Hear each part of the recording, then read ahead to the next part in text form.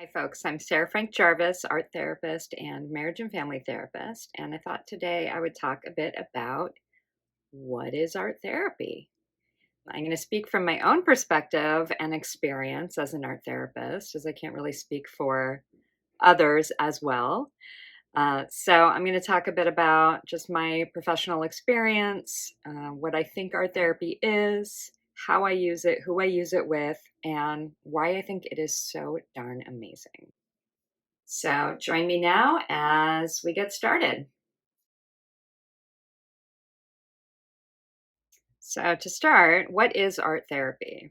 Well, according to the American Association for Art Therapists, art therapy is a combination of knowledge and skills with visual art media and art making, and knowledge and experience and skills with psychological concepts, with therapeutic modalities, and it's a combination of the two, using the speaking and the dialogue that happens in classic talk therapy to add to the process of art making, making meaning of artwork, as well as just being in the experience of the art making. What is that like? What does it feel like? What does it bring up for folks? So, art therapy is a combination of using art materials, art making, and then processing it in a verbal way. So, the goal of art therapy is really to improve or restore a client's sense of well being and functioning. And the results and benefits can look very similar to traditional talk therapy. Just to recap, art therapy is facilitated by an art therapist with clients using art media, the creative process, and the resulting artwork to explore feelings, reconcile emotional conflicts, foster self awareness, manage behaviors, develop social skills, improve reality orientation, reduce anxiety, and increase self esteem.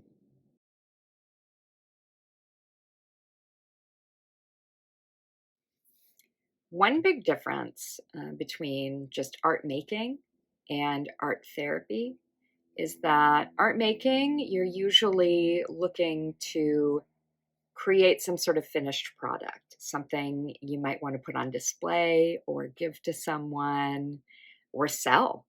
And with art therapy, we're interested in the finished product, but we are also very curious about and interested in the process of the art making, how it feels to you, what it might bring up, what associations you may have with it, what the content is of the art making. What are you making the art about? Is it a problem that you're struggling with? For instance, are you making an image of what blocks you in your life today? That might end up looking a little different than, I'm gonna do a drawing of a dragon. So starting with an open-ended question as far as a prompt that's given for the art making can be helpful in allowing anyone to approach something with more of an open mind and tap into the process of making it. So what visual imagery comes up for you when you think about what is blocking you? For example's sake, I might think of a heavy fog, and let's say I have some colored pencils, some markers, and some oil pastels. And knowing, just from experience, what it's like to work with each of those things, I might choose oil pastels because I can take one big chunk and put it on its side and just cover my whole paper with a color. And to me, that might represent something. That might look to me like, yeah, I'm feeling just blocked by murky fog. It's heavy. I feel depressed. Maybe I'm tired. I can't see very far ahead of me. It's hard to know what to do with myself, and so on.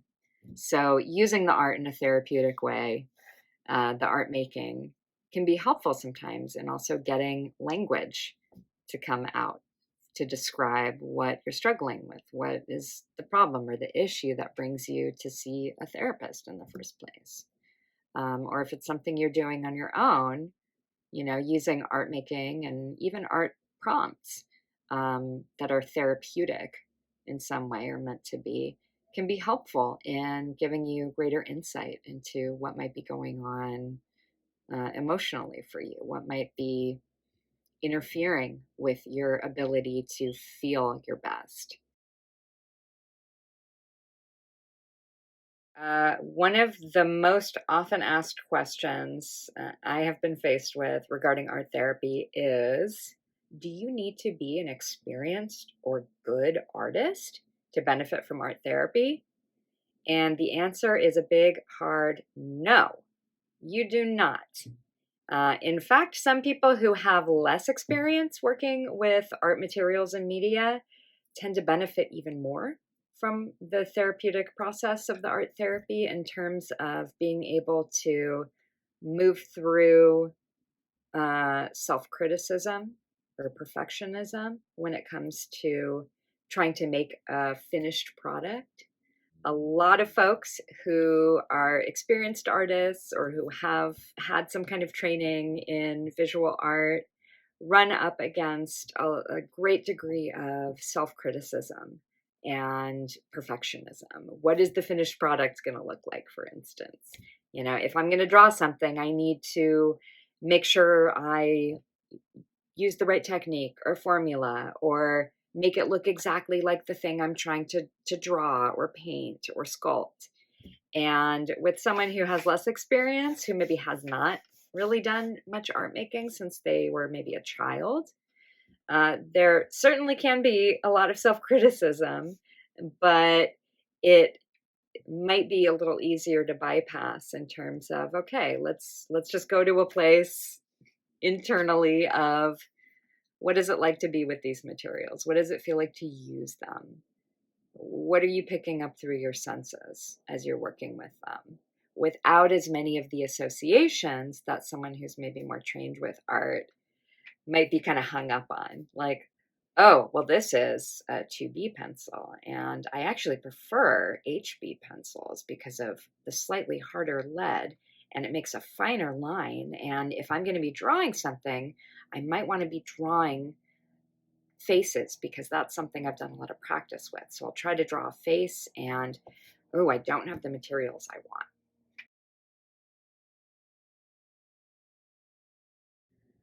Now I'm going to talk a little bit about what is required in terms of training to become an art therapist.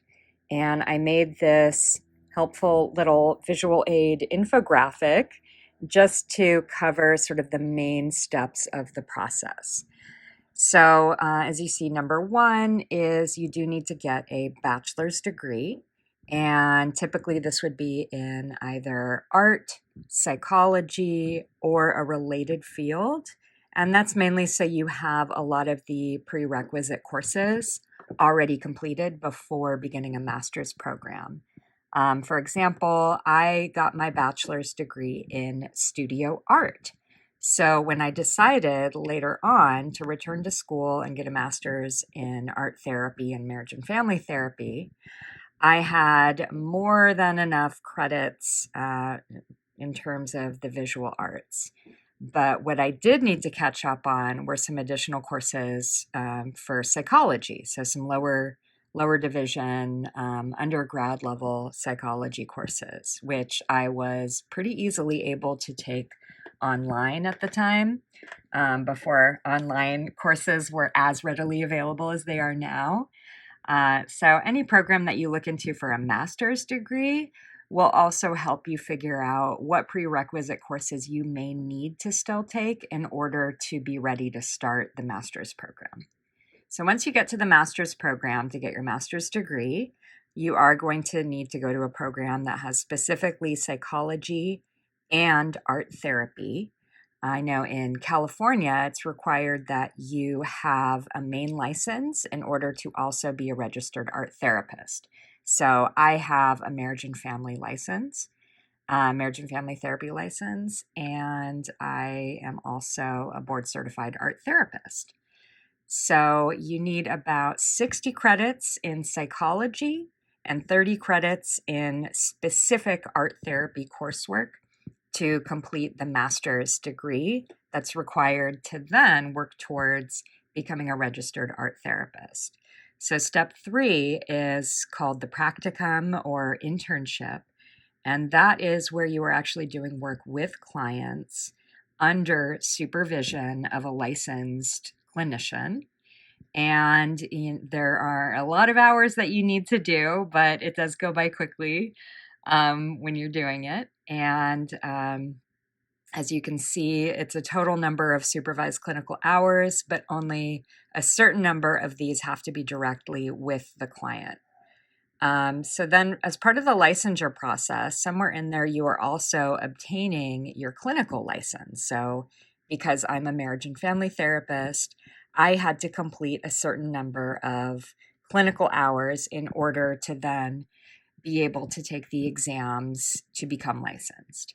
A lot of the client hours that you do towards your license also will count towards your art therapy registration.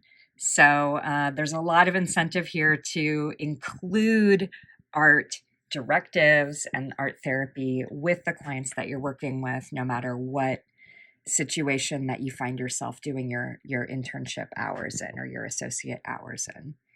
And then somewhere in there, you are able to actually apply for registration as an art therapist. You do not need to be licensed yet. It's just a matter of having the total number of supervision hours and client hours doing art therapy. And then you are able to just submit that to the Art Therapy Credentials Board. And then they process it and approve it.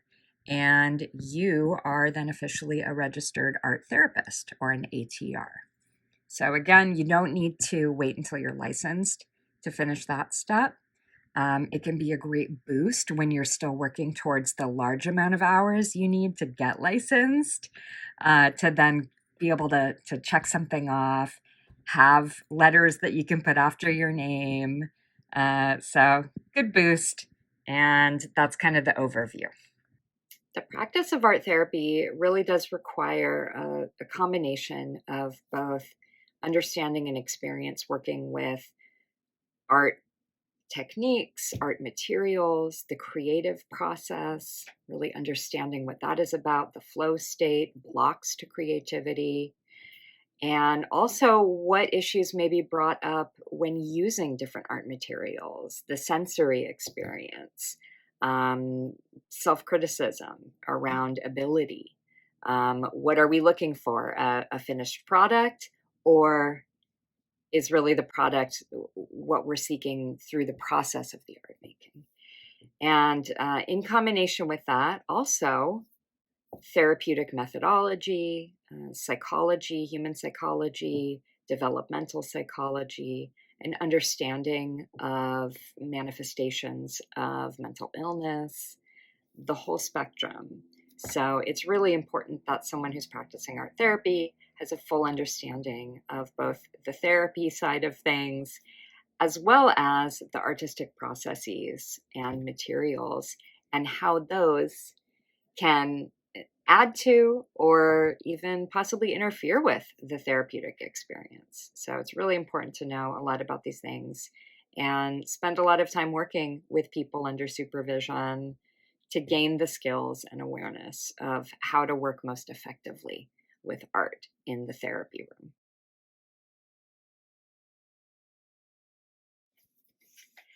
How do I practice art therapy? Instead of talking about all the different populations of people that art therapy can be used with, which are vast and many, I instead will talk about my experience, which is working with ages ranging from adolescents to older adults. And I spent many years working specifically in the field of addiction and recovery and utilizing art therapy both individually, one on one with clients, as well as with groups of clients. I've worked with clients in inpatient treatment centers, in treatment centers where they came for outpatient services but lived somewhere else, as well as in private practice therapy where they are seeking me out on their own just to meet individually or to be a part of a group that I happen to be running. Well, I hope you've enjoyed this video about sort of the process of becoming an art therapist, what an art therapist is, what do we do, and more specifically, what I do as an art therapist. It ended up being a lot longer than I anticipated, and there's still lots more to talk about. So if you have any specific questions or things that you would like to share, please leave a comment. I would love to get some feedback so that I can put that into future videos that I make. And thank you again for joining me. Take care. Bye.